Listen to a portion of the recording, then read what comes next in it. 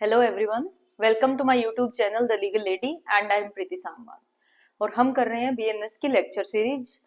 और हमने कंटिन्यू किया था जनरल एक्सेप्शंस को। कल की क्लास में हमने पढ़ा कि एक्सीडेंट के केस में कौन से डिफेंसेस जनरल एक्सेप्शंस में प्रोवाइड कर रखे हैं। सेकेंडली हमने पढ़ा था कि डिफेंस ऑफ नेसेसिटी कैसे मिलता है जनरल एक्सेप्शंस में। और थर्ड जो डिफेंस हमने पढ़ा था वो पढ़ा था हमने डॉली इनकैपेक्स का। आज उससे फर्दर सेक्शंस पर हम प्रोसीड करेंगे और इसमें सेक्शन 22 पे हम पहुंच चुके हैं। ठीक है, अगर आईपीसी की बात करें तो आईपीसी का इस सेक्शन 84 रहा और बीएनएस में इसका सेक्शन 22। तो ये बात करता है डिफेंस ऑफ इंसैनिटी की। Insanity word as such BNS में इस सेक्शन में पर्टिकुलरली यूज नहीं हो रहा है, क्योंकि यहाँ पे वर्ड जो यूज हो रहा है वो है अनसाउंडनेस ऑफ माइंड। ठीक है, फिर भी हम इसको डिफेंस ऑफ इंसैनिटी क्यों कहते हैं? क्योंकि मोस्ट ऑफ द केसेस में हमने क्या पढ़ा, मतलब जो आईपीसी है एज इट इज प्रोविजंस उठा रखे हैं, थोड़ी नंबरिंग चेंज है, कुछ एक सेक्शंस में माइनर माइनर चेंजेस किए हुए हैं। तो उस केस में जब हम पढ़ते हैं तो इंग्लिश एक टर्म है इंसैनिटी जो ब्रिटिश लॉ में यूज होती है, तो यहाँ पे भी हम इसको डिफेंस ऑफ इंसैनिटी कह देते हैं। ये क्या कहता है सेक्शन 22? क्या कहता है सेक्शन 22? कहता है कि नथिंग इज एन ऑफेंस। ये तो मैंने बताया था कि जितने भी हम जनरल एक्सेप्शंस पढ़ेंगे उनके स्टार्टिंग में आ ही जाता है नथिंग इज एन ऑफेंस। इसका मतलब ऑफेंस की कैटेगरी से बाहर निकाल रहा है कौन से एक्ट को जो इस सेक्शंस के इंग्रेडिएंट्स को फुलफिल करता हो। भले ही वो ऑफेंस है, लेकिन अगर वो इस सेक्शंस की जो पर्टिकुलर डिमांड्स हैं उनको अगर फुलफिल करता है तो उसको ऑफेंस की कैटेगरी से निकाला जा रहा है। Nothing is an offence which is done by the person who at the time of doing it by reason of unsoundness of mind is incapable of knowing the nature of the act or knowing what he is doing is either wrong or contrary to law। इसका क्या मतलब है? इस पूरे section में क्या कहा गया है? ये कह रहा है कि अगर कोई ऑफेंस किया किसी पर्सन ने, ठीक है, और प्रोसिक्यूशन ने एस्टैब्लिश कर दिया कि इस पर्सन ने ऑफेंस किया है, जो ऑफेंस के इंग्रेडिएंट्स थे वो सेटिस्फाई कर दिए। अब क्या होता है कि डिफेंस का जब जनरल एक्सेप्शंस को प्रूव करने का वो टर्न आता है तो उन्होंने डिफेंस ऑफ इंसैनिटी को यानी कि सेक्शन 22 के इंग्रेडिएंट्स को प्रूव कर रहे हैं। तो ये कह रहा है कि कौन सी चीजें आपको प्रूव करनी पड़ेंगी। तो पहली चीज तो ये है कि eight the time of doing it, it का मतलब ऑफेंस, जिस ऑफेंस के चार्जेस लगे हैं, जो ऑफेंस प्रोसिक्यूशन ने प्रूव किया है, उस ऑफेंस को, उस एक्ट को करते टाइम, एट दैट टाइम, ठीक है, पर्टिकुलर वही टाइम जिस टाइम पे ऑफेंस का एक्ट सीरियस किया जा रहा है, by reason of unsoundness of mind. ठीक है, अनसाउंडनेस ऑफ माइंड की वजह से उस पर्सन को ये नहीं पता कि जो एक्ट वो कमिट कर रहा है उसका नेचर क्या है। ठीक है, ब्रॉडली मैंने आपको एक बात बताई है कि सेक्शन 22 क्या कहता है। सेक्शन 22 ये कहता है कि अगर किसी ऐसे पर्सन ने ऑफेंस किया जिसको उस ऑफेंस का एक्ट सीरियस करते टाइम, या वो ऑफेंस करते टाइम आप कहें एट दैट टाइम, मतलब पर्टिकुलर वही टाइम होना चाहिए, थोड़ा बहुत भी आगे पीछे नहीं होना चाहिए, at the time of doing it. और रीजन क्या होना चाहिए? By reason of unsoundness of mind. ठीक है, अनसाउंडनेस ऑफ माइंड कैसे प्रूव करेंगे? अनसाउंडनेस ऑफ माइंड का मतलब है कोई ना कोई मेंटल डिजीज थी। ठीक है, तो वो जो अनसाउंडनेस ऑफ माइंड है वो क्या है? वो एक मेडिकल अनसाउंडनेस है। ठीक है, तो ये कह रहा है कि जिस टाइम पे उस पर्सन ने, उस अक्यूज्ड ने वो ऑफेंस किया है, उस टाइम पे उसको मेडिकल अनसाउंडनेस थी। कैसे प्रूव होगा? मेडिकल सर्टिफिकेट्स वगैरह। कौन सी मेडिकल अनसाउंडनेस? मेडिकल अनसाउंडनेस पहली बात तो ये है कि आपकी उसी टाइम पे प्रूव होनी चाहिए जिस टाइम पे एक्चुअल में ऑफेंस कमिट किया जा रहा है। ऐसा नहीं है कि कल तक मेंटली अनसाउंड थे, आज ऑफेंस किया है। ठीक है, या फिर 10 दिन पहले आपका ट्रीटमेंट हो चुका है, आप क्योर हो चुके हैं, उसके 10 दिन बाद आप कोई एक्ट कर रहे हैं जो ऑफेंस की कैटेगरी में फॉल कर रहा है, और फिर आप कहते हो कि मैं मेडिकली अनसाउंडनेस था। आगे पीछे के सर्टिफिकेट्स अलाउड नहीं है। एट दैट टाइम जब वो अपने ऑफेंस किया है, जब वो पर्टिकुलर एक्ट सीरियस किया है जिसके कॉन्सिक्वेंस की वजह से आपका ऑफेंस का एक्ट सीरियस कंप्लीट हो गया है और ऑफेंस की कैटेगरी में फॉल कर रही हो। ठीक है, तो उस पर्टिकुलर एक्ट को करते टाइम जो पर्सन है, जो अक्यूज्ड है, वो क्या था? वो मेडिकली अनसाउंडनेस था। और मेडिकली अनसाउंडनेस भी कौन सी अनसाउंडनेस? अगर मान लो कोई भी ऑफेंस हुआ है और जिस सिम्टम्स को उसने रिफ्लेक्ट किया है उस ऑफेंस को करते टाइम, वो उसी बीमारी से जूझना चाहिए। ऐसा नहीं कि उसको बीमारी कोई दूसरी थी जिसके अलग सिम्टम्स है, और उसने जब एक्ट किया है, उसने जब ऑफेंस कमिट किया है, वो कोई और सिम्टम्स है, तो आप उस पर्टिकुलर डिजीज का, उस मेंटल डिजीज का डिफेंस नहीं ले सकते। ठीक है, कुछ ऐसी बीमारियां जैसे कि फॉर एग्जांपल अगर किसी को सिजोफ्रेनिया है, या फिर किसी को रात मतलब जैसे नींद में चलने की बीमारी है, और अगर वो मर्डर कोज करता है, तो क्या इन दोनों का आपसे कोई कनेक्शन है? क्या उस बीमारी का रिफ्लेक्शन आपको किसी मर्डर के ऑफेंस में दिख रहा है? ठीक है, तो मेडिकल अनसाउंडनेस भी कौन सी प्रूव करनी है? जिसके सिम्टम्स रिफ्लेक्ट हुए हैं उस पर्सन के उस एक्ट में जो ऑफेंस की कैटेगरी में फॉल कर रहा है।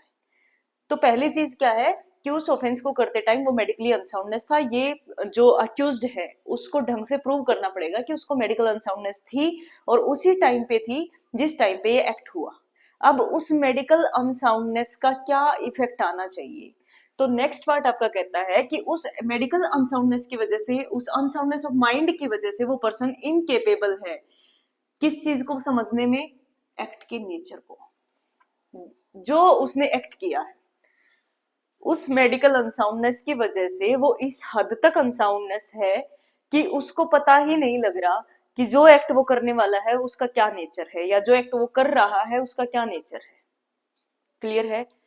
यानी कि कोज एंड इफेक्ट रिलेशनशिप हमने एस्टेब्लिश करना है किसके बीच में? मेडिकल अनसाउंडनेस के बीच में और लीगल अनसाउंडनेस के बीच में।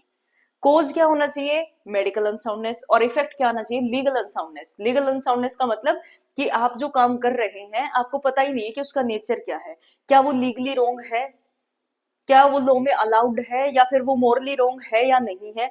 मतलब आप उसके नेचर का, उसके कॉन्सिक्वेंसेस का आइडिया नहीं है। किस वजह से नहीं है? क्योंकि वो पर्सन मेडिकली अनसाउंडनेस है, उसको कोई मेंटल ऐसी डिजीज है जिसके इन्फ्लुएंस में उसने वो पर्टिकुलर ऑफेंस किया है, और जिस टाइम पे वो ऑफेंस कर रहा था, हो सकता है ट्रायल हो 3 साल बाद उस स्टेज पे पहुंचे कि जब उसको जनरल एक्सेप्शन प्रूव करना है, और उस टाइम तक जो अक्यूज्ड है वो एक फिट पर्सन है, मेंटली भी फिट है।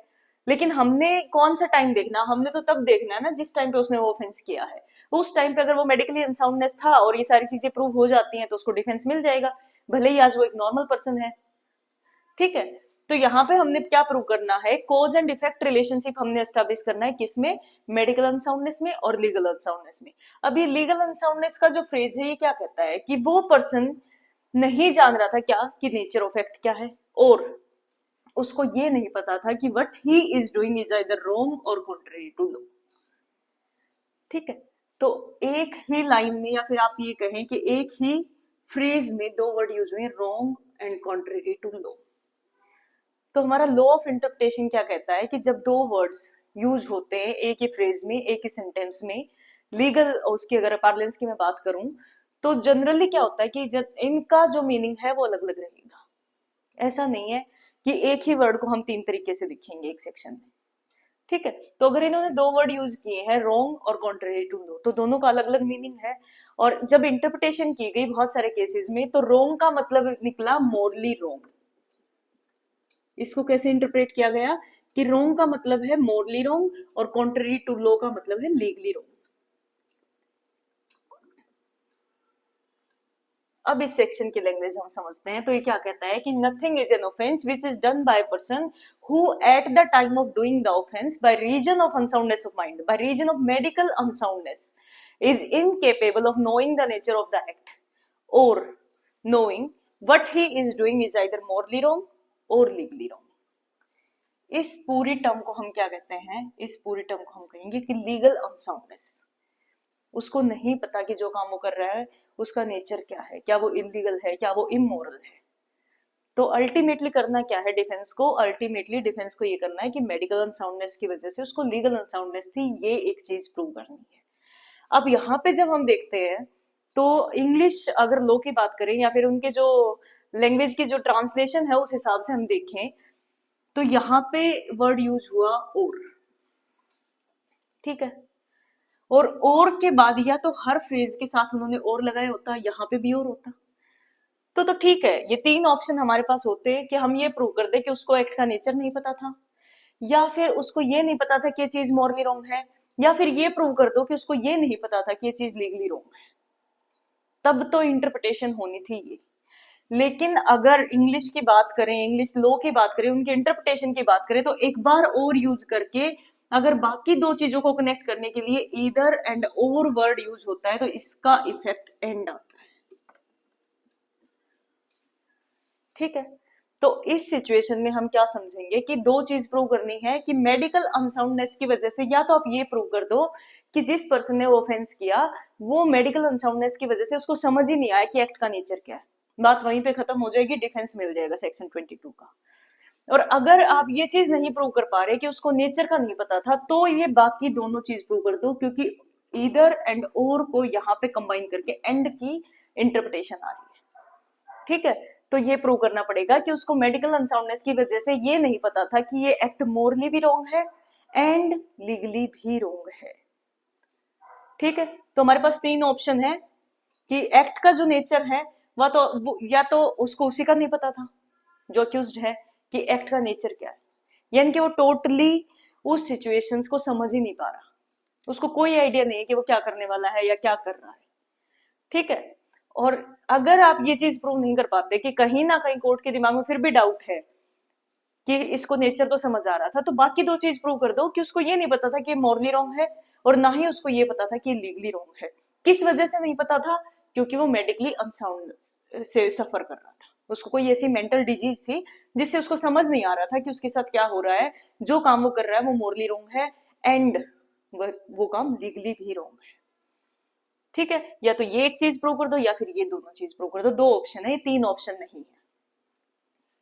क्लियर है, समझ में आ गया? इस पे जो एक इंपॉर्टेंट अथॉरिटी है, बहुत याद रखने की जो अथॉरिटी है वो है आर वर्सेस डेनियल मैकनॉटन।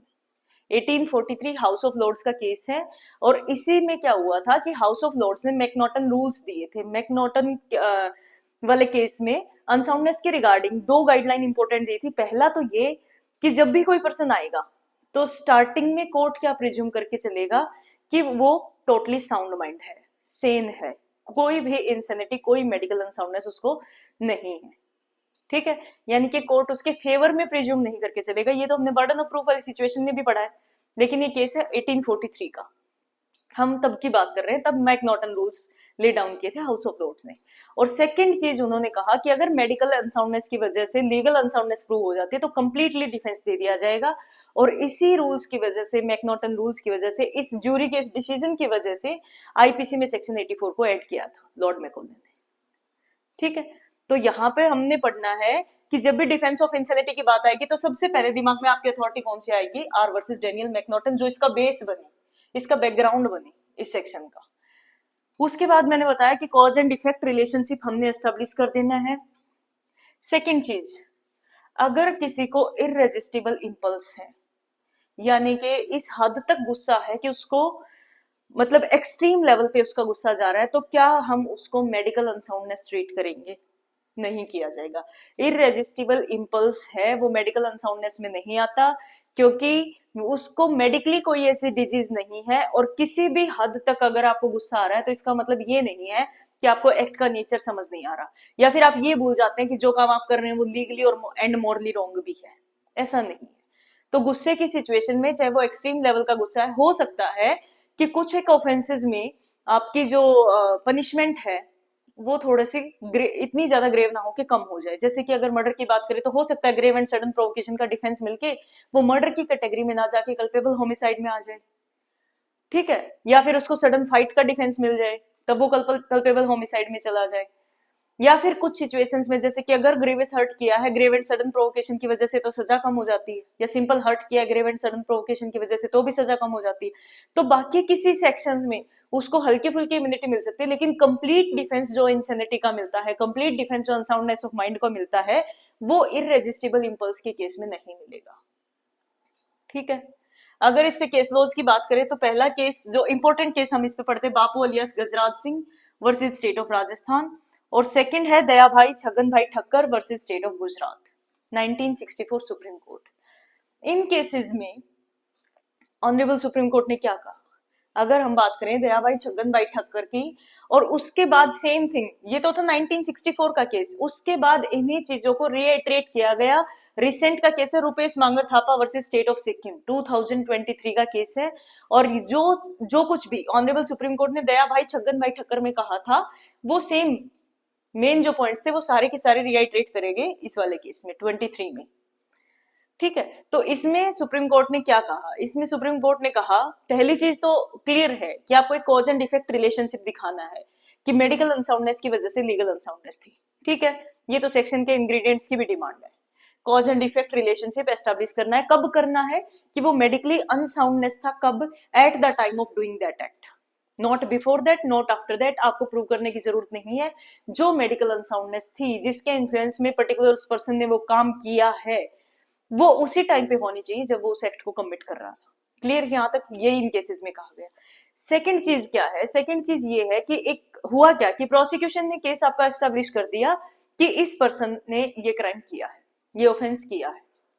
ठीक है, एक्ट सीरियस प्रूव हो जाता है, मेंसरिया प्रूव हो जाती है, मेंसरिया मान लो कि नॉलेज प्रूव हो जाती है, और जो नॉलेज हम देखते हैं तो वो रीजनेबल पर्सन की देखते हैं, तो हमने उस पर्सन पे वो अप्लाई किया और हमें लगा कि ठीक है, एक रीजनेबली प्रूडेंट पर्सन को ये सब कुछ पता होता है और इसको भी पता होना चाहिए था।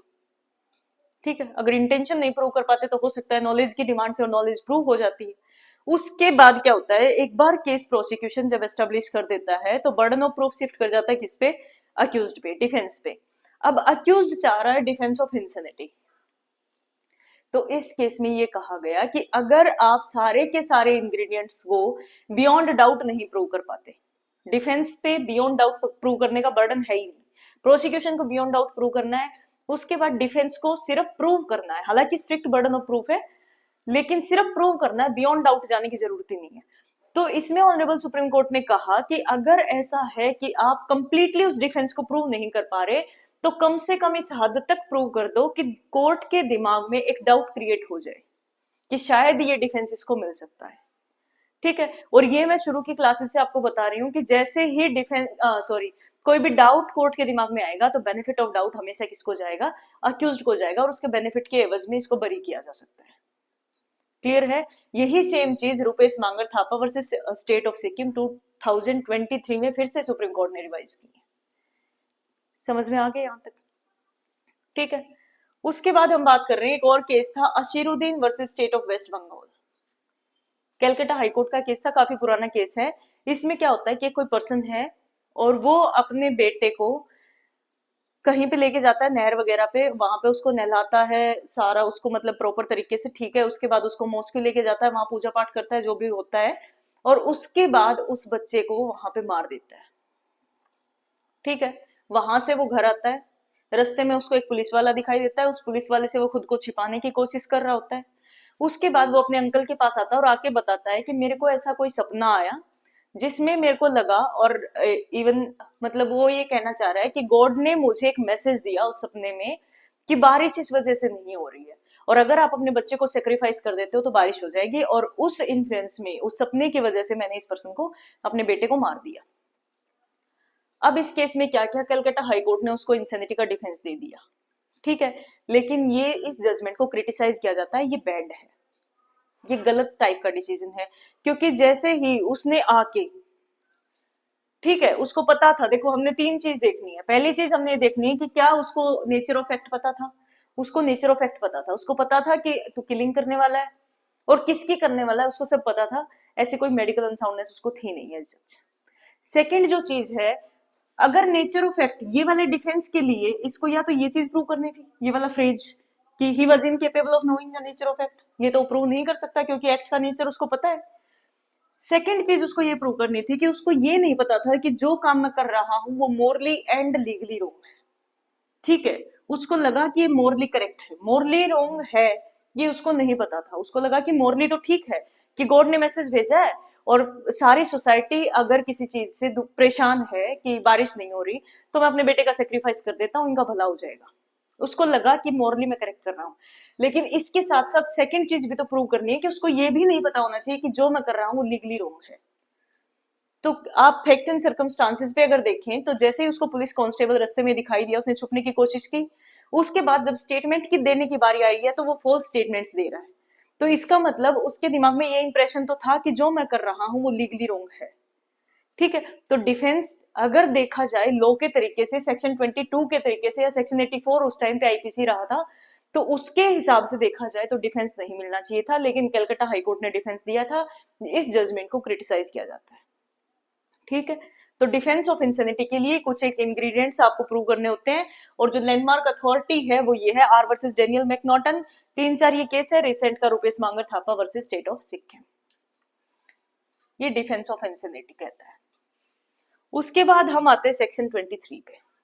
सेक्शन 23 डील करता है डिफेंस ऑफ इंटॉक्सिकेशन से। ये क्या कह रहा है ये सेक्शन?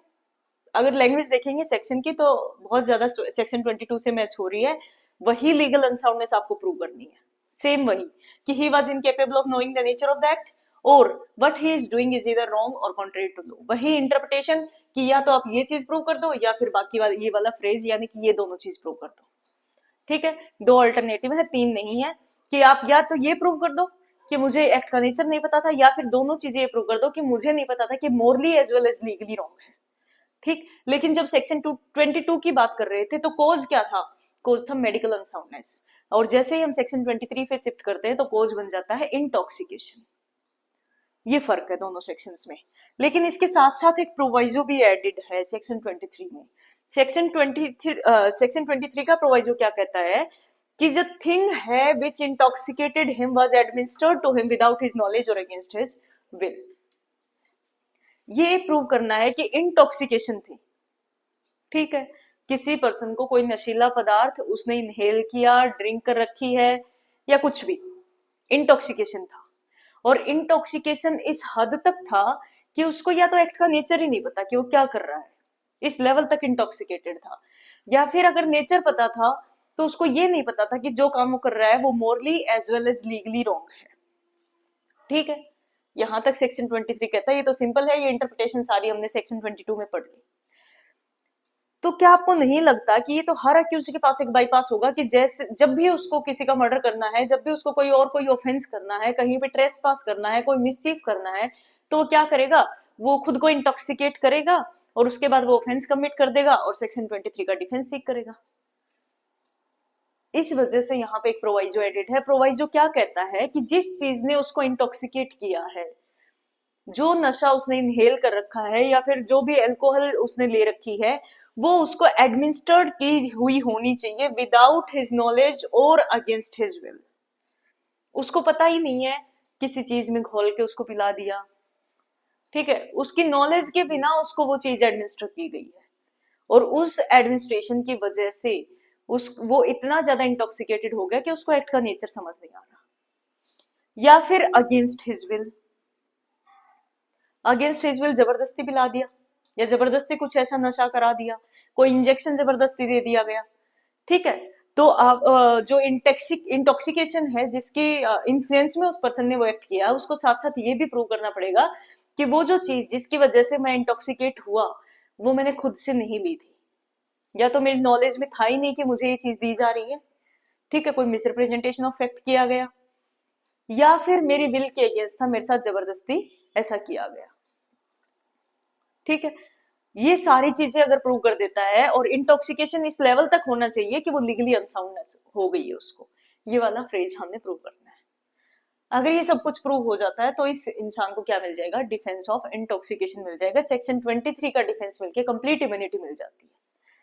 लेकिन क्या ऐसा है जैसे कि 3 दोस्त हैं और वो एक जो उनका 4th जो भी फ्रेंड है उसको वो परसुएड करते हैं कि आप हमारे साथ ड्रिंक कर लो। वो 5-7 बार मना कर देता है, लेकिन वो बार बार कहते रहते हैं और अल्टीमेटली वो भी ड्रिंक कर लेता है और उस ड्रिंक के इन्फ्लुएंस में उसने कोई ऑफेंस कमिट कर दिया। ठीक, अब वो चाह रहा है सेक्शन 23 का डिफेंस, तो क्या उसको सेक्शन 23 का डिफेंस मिलेगा? सेक्शन 23 के डिफेंस के लिए पहली चीज तो आपकी क्या होनी चाहिए? अब जो इंटॉक्सिकेशन है वो इनवॉलेंटरी होना चाहिए। तो अगर किसी को परसुएड करके कोई चीज दी जाती है, क्या वो वॉलेंटरी है या इनवॉलेंटरी है? इनवॉलेंटरी नहीं है।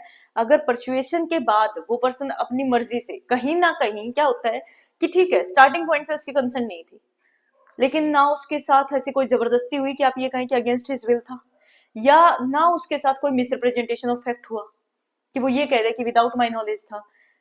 कोशिश की गई बार बार 2 घंटे, 4 घंटे, 5 घंटे, उसके बाद उसको मनाया गया है, कंसेंट अल्टीमेटली उसकी ली गई है, तो इसका मतलब इंटॉक्सिकेशन कैसा था? वॉलेंटरी था, डिफेंस नहीं मिलेगा। समझ में आ गया यहां तक? ठीक है, केस आता है Vasudev versus state of PEPSU, 1956 का कोर्ट, ऑनरेबल सुप्रीम कोर्ट का केस है। और एक है Shankar Jaiswara versus state of West Bengal, ये 2007 ऑनरेबल सुप्रीम कोर्ट का ही केस है। इनमें क्या कहा गया, इसमें होता क्या है, Vasudev versus state of PEPSU में पर्टिकुलरली अगर मैं बात करूं फैक्ट्स की, तो एक कोई बारात जा रही होती है, और ये केस है 1956 का, जब ऐसा नहीं था कि 2 घंटे में बारात पहुंच जाएगी। तो वो लोग रुकते रुकते रुकते रुकते जा रहे होते हैं, रास्ते में कहीं पे वो बैठ जाते हैं, बारात रुकी हुई है और उन लोगों ने ड्रिंक कर रखी है। एक कोई जमादार है जो रिच है, इन्फ्लुएंशियल पर्सन है, उसके लिए स्पेशल एक चेयर है। जो थोड़े से इन्फ्लुएंशियल पर्सन है उनके लिए कुछ स्पेशल ऐसे चेयर्स हैं कि जैसे रास्ते में रुकेंगे तो इनको यहाँ पे बैठना है, या फिर एक ये कह लो कि पत्थर टाइप कोई बड़ा है जो सिटिंग के लिए प्लेस है। अब एक 14-15 साल का बच्चा आता है और उस पत्थर पे यानी कि उस चेयर पे बैठ जाता है जो उसके लिए बनी हुई थी, उस जमादार के लिए स्पेशली रिजर्व कर रखी थी। तो उसको लगता है कि मेरी अगर चेयर पे कोई आके बैठ गया है तो उसकी ईगो हर्ट हो जाती है, और वो अल्टीमेटली क्या करता है, उस पर्सन को, उस बच्चे को शूट कर देता है, उसकी डेथ हो जाती है। जैसे ही उस बच्चे की डेथ होती है, वो क्या करने लग जाता है, जो जमादार है वो वहां से भागने की कोशिश करता है, और उसके बाद वो फॉरगिवनेस के लिए प्रे करने लगता है। और फिर क्या होता है कि ट्रायल पे केस आ जाता है और उस पे मतलब प्रोसिक्यूशन प्रूव कर देता है कि मर्डर हुआ है। अब वो डिफेंस चाह रहा है किसका, इंटॉक्सिकेशन का, सेक्शन 23 का, यानी कि सेक्शन 85 आईपीसी का। क्या उसको डिफेंस मिलेगा? सबसे पहली चीज, जब भी इंटॉक्सिकेशन की बात आएगी तो आधी सिचुएशन तो यहीं पे सोल्व हो जाएंगी कि आपको ये देखना है कि जो इंटॉक्सिकेशन था वो वॉलेंट्री था कि इनवॉलेंट्री था। इंटॉक्सिकेशन वॉलेंट्री था, ठीक है, डिफेंस नहीं मिलेगा, क्लियर, तो यहाँ पे हो गया। लेकिन 1% आप मान लीजिए कि उसको जो इंटॉक्सिकेशन था वो इनवॉलेंट्री था, तो जो उसका बाद का जो बिहेवियर है कि वो पहली चीज तो भागने की कोशिश करता है, सेकेंड चीज वो फॉरगिवनेस के लिए प्रे करता है, थर्ड चीज जैसे ही उसको स्टेटमेंट्स देने की बात आती है वो स्टेटमेंट्स को भी डाइवर्ट करता है, फॉल्स स्टेटमेंट्स देता है। इसका मतलब उसको नेचर ऑफ एक्ट पता था कि उसने क्या किया है।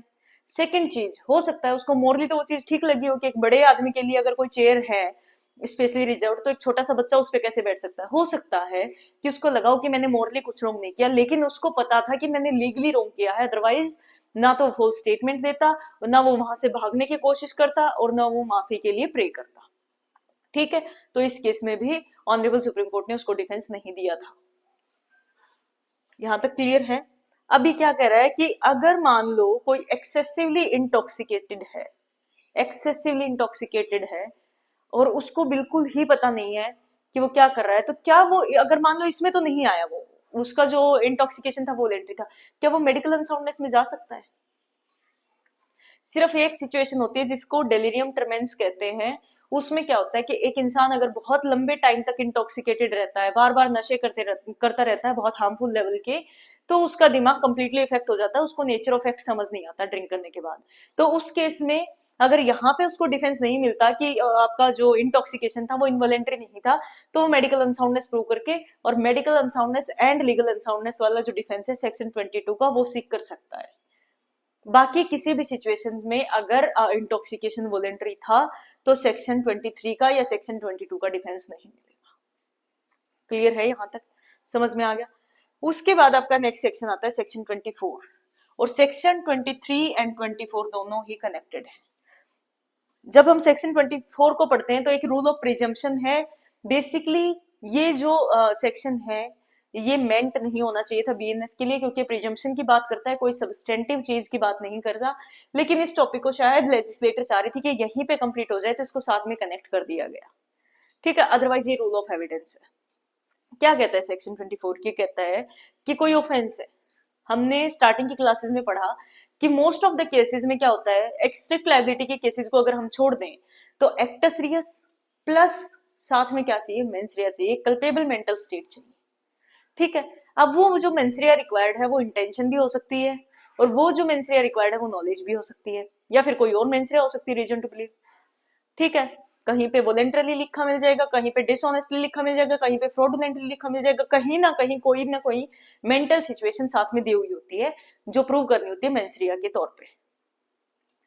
अब यहाँ पे बात कर रहा है कि अगर कोई ऐसा ऑफेंस है जिसके लिए कोई पर्टिकुलर इंटेंशन रिक्वायर्ड है या पर्टिकुलर नॉलेज प्रूव करनी रिक्वायर्ड है, और जिस इंसान ने वो ऑफेंस किया, फॉर एग्जाम्पल ए ने ऑफेंस किया और ए क्या है, ए इंटॉक्सिकेटेड है, ठीक है, वोलेंट्री इंटॉक्सिकेशन है। अब प्रोसिक्यूशन ने क्या किया, प्रोसिक्यूशन ने केस प्रूव कर दिया कि इस पर्सन ने एक्ट किया है, एक्ट सीरियस प्रूव कर दिया कि इसने शूट करके किसी बच्चे को मारा है। साथ में उस सेक्शन की डिमांड क्या है, उस सेक्शन की डिमांड ये भी है कि कोई पर्टिकुलर इंटेंशन या नॉलेज मेंशन कर रखी है कि ये नॉलेज या इंटेंशन भी आपको प्रूव करनी है। अब एक इंटॉक्सिकेटेड पर्सन है, उसकी नॉलेज आप कैसे प्रूव करेंगे? वो ये कह देगा कि मेरे को तो उस टाइम पे नॉलेज ही नहीं थी कि मैं क्या करना हूं, और हो सकता है एक्चुअल में उसको थी भी नहीं, उसने खुद को इस हद तक इंटॉक्सिकेट किया कि वो लीगल अनसाउंडनेस में चला गया, बट उसका इंटॉक्सिकेशन क्या था, वोलेंट्री था, तो सेक्शन 22 का डिफेंस, सेक्शन 23 का डिफेंस नहीं मिल रहा। अब प्रोसिक्यूशन पे एक्स्ट्रा बर्डन नहीं होगा कि वो ये प्रूव करे कि उसको नॉलेज भी थी, लेकिन वो कह रहा मुझे नॉलेज नहीं थी, मेरे को तो पता ही नहीं था कि एक्ट का नेचर क्या है, लेकिन हाँ मेरा इंटॉक्सिकेशन वोलेंट्री था। अब यहाँ पे एक्टस रियस तो प्रूव कर दिया, मेंस रिया प्रूव नहीं कर पा रहा प्रोसिक्यूशन, तो अल्टीमेटली डिफेंस तो उसी को मिल गया, भले इंटॉक्सिकेशन वोलेंट्री था। तो ऐसी सिचुएशन से डील करने के लिए कौन है, सेक्शन 24 है। वो ये कहता है कि जब भी प्रोसिक्यूशन पे बर्डन आता है कि उसको कोई ऑफेंस प्रूव करते टाइम इंटॉक्सिकेशन के केस में कोई एक इंटेंशन या कोई एक नॉलेज प्रूव करनी है एज ए मेंस रिया, तो उस पे जो नॉलेज इंपोज की जाएगी वो उस टाइम पे हमने नहीं देखनी जिस टाइम पे उसने ऑफेंस किया है या जिस टाइम पे वो इंटॉक्सिकेटेड था। उस पे लॉ ये कहता है कि खुद से हम प्रिज्यूम कर लेंगे कि उसको नॉलेज थी, अगर जिस टाइम पे वो नॉर्मल पर्सन था, उसने इंटॉक्सिकेशन नहीं किया था, उस टाइम के उसके बिहेवियर को एनालाइज करें तो हम कह सकते हैं कि इसको नॉलेज थी। एक नॉर्मल पर्सन है, उसको नॉलेज है किन चीजों की, जो एक रीजनेबल प्रूडेंट पर्सन की होती है, अगर वो फिट पर्सन है, सेन पर्सन है और लीगली केपेबल पर्सन है, माइनर वगैरह नहीं है, ठीक है। तो होता क्या है कि उसको जनरल जो चीजें होती हैं कि क्या रीजनेबल है क्या अनरीजनेबल है, उसका कंडक्ट का क्या नेचर है और क्या कॉन्सिक्वेंसेज, एक रीजनेबल प्रूडेंट पर्सन को ये चीजें पता होती हैं। अब इस स्टेज पे उसको सब कुछ पता है, ठीक है। यहाँ पे वो एक फिट पर्सन है, इंटॉक्सिकेटेड नहीं है, उसको कुछ नॉलेज है जो एक रीजनेबल पर्सन को होती है। उसके बाद यहाँ पे वो इंटॉक्सिकेशन ले लेता है, इंटॉक्सिकेट करता है खुद को और कोई ऑफेंस कमिट करता है। अब इस ऑफेंस के लिए दो चीजें रिक्वायर्ड हैं, actus reus plus mens rea. Mens rea में या तो कोई इंटेंशन मांग रखी है स्पेशल सेक्शन में या फिर कोई नॉलेज। तो ये तो मैंने पहले की क्लासेस में आपको बता दिया था कि इंटेंशन को जनरली प्रिज्यूम नहीं किया जाता। प्रिज्यूम किसको करेंगे, नॉलेज को। इंटेंशन तो प्रूव करनी पड़ती है with circumstantial evidences, with direct evidences, कोई ना कोई सब्सटेंशियल एविडेंसेस देने पड़ते हैं जो इंटेंशन को प्रूव करते हैं, लेकिन नॉलेज को प्रिज्यूम किया जा सकता है, और नॉलेज को ही सेक्शन 24 प्रिज्यूम कर रहा है कि इस पॉइंट पे हमने क्या देखना है, जिस टाइम पे उसने एक्टस रियस किया है उस टाइम पे हमने देखना है कि उसको नॉलेज थी कि नहीं थी, लेकिन यहाँ पे तो वो इंटॉक्सिकेटेड है तो उसको नॉलेज नहीं थी, वो तो कह देगा। तो यहाँ पे प्रोसिक्यूशन तो एक जाल में फंस जाता है। तो सेक्शन 24 कहता है कि इस टाइम पे इस इंसान पे ये वाली नॉलेज हम इम्पोज करेंगे जब वो इंटॉक्सिकेटेड नहीं था। इस सिचुएशन पे अगर उसको नॉलेज थी तो हम मान लेंगे कि जिस टाइम पे उसने एक्ट किया है उस टाइम पे भी नॉलेज थी, ठीक है।